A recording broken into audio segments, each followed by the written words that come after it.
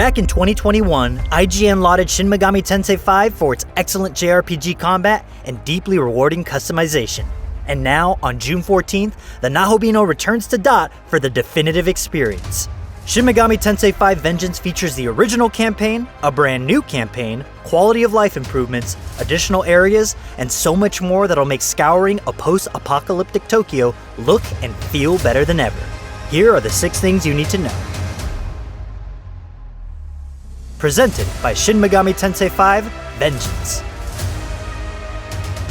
Allow me to remind you how you were wronged by this world. The most obvious new addition to Shin Megami Tensei V Vengeance is a brand new campaign, the Canon of Vengeance.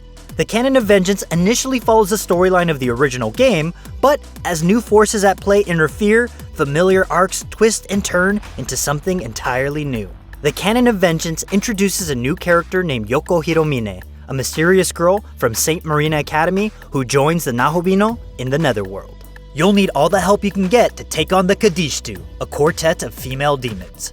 Leading the pack is Lilith, a woman said to have been Adam's first wife who was later shunned from the Garden of Eden and transformed into a demon. Nama, also known as the Mother of Demons, charms humans, angels, and demons alike using her seductive prowess to command victims under the Kadishtu. Third, there's Asheth, who leads unwitting humans to their downfall under the guise of salvation, stealing and devouring their souls. And rounding out the Kadishtu is Agret, the Queen of Demons, a cool-headed advisor and manipulator weaving intricate traps to draw power from mortal souls. What horrors await humanity? And will the Nahobino be able to stop them on their quest for vengeance? The choice is yours. This is your salvation. Additionally, the base campaign from the original Shin Megami Tensei V is also playable as the Canon of Creation. But what's new story content without a few new playgrounds to slaughter and recruit demons in? Shin Megami Tensei V Vengeance introduces 2 new locations to the Netherworld. The first is Shinjuku, the famous commercial and administrative center of Tokyo that's home to bustling railway stations, government buildings, and of course, tons of demons. The second addition to the Canon of Vengeance is Shikan, a new, mysterious late-game dungeon that's sure to put your skills to the test. But what awaits inside this sacred place? Only time will tell. To keep you company, the Canon of Vengeance and Canon of Creation introduce Demon Haunts. Your party of demons will appear and gather in the overworld for you to interact with via gift-giving or special conversations that can result in receiving items or demon stat enhancements. Speaking of demons, over 40 new demons have been added to Shin Megami Tensei V Vengeance, bringing the total of demons to recruit and battle to 274.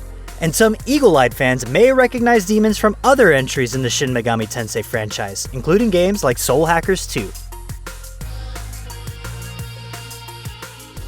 They say hindsight is 20/20, but fortunately, the team behind Shin Megami Tensei V Vengeance has made a drastic set of quality of life changes to the game, including the ability to save anywhere on the map, no need to divert your adventure to a leyline fount. The addition of Magatsu Rails, a fun new way to traverse the Netherworld and uncover hidden areas that were previously unreachable. There's an expansion of smart auto-battling where the Nahobino and allies use their skills to exploit enemy weaknesses. The ability to increase the Nahobino and demon level cap from 99 to 150. The ability to speed up skill animations up to 4 times. The ability to toggle some miracles on and off from the status screen. A new item to reset the Nahobino's stats. The ability to toggle the minimap rotation on and off in the settings, and finally, growth items like Gospels and Incenses can now be used in batches. Look, I know I'm getting a little nitty-gritty here, but that's kind of why you're here, right? Even after everything that's happened, you still haven't given up. Shin Megami Tensei V Vengeance includes DLC that was introduced in the original game, including the Return of the True Demon, the Doctor's Last Wish, the Rage of a Queen, and Goddess in Training DLC. Additional DLC like Holy Will and Profane Descent, plus Sakura Cinders of the East are paid DLC that are new to Shin Megami Tensei V Vengeance.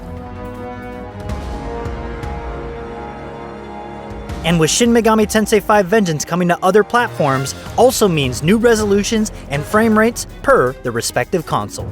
That means that Shin Megami Tensei V Vengeance runs at 4K resolution at 60 frames per second on PlayStation 5, 4K at 60 frames per second on Xbox Series X, 1080p at 60 frames per second on Xbox Series S, and finally, up to 4K resolution and an uncapped frame rate on PC.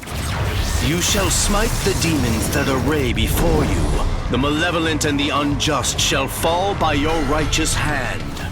So whether this is your first foray into Dot, or you're a returning Nahobino on a quest for vengeance, Shin Megami Tensei V Vengeance's enhancements, quality of life improvements, and new content have a ton in store for Netherworld explorers. Shin Megami Tensei V Vengeance is coming to PlayStation 5, PlayStation 4, Xbox Series consoles, Xbox One, Nintendo Switch, and PC on June 14th. And for more on all things Shin Megami Tensei, stay tuned to IGN.com.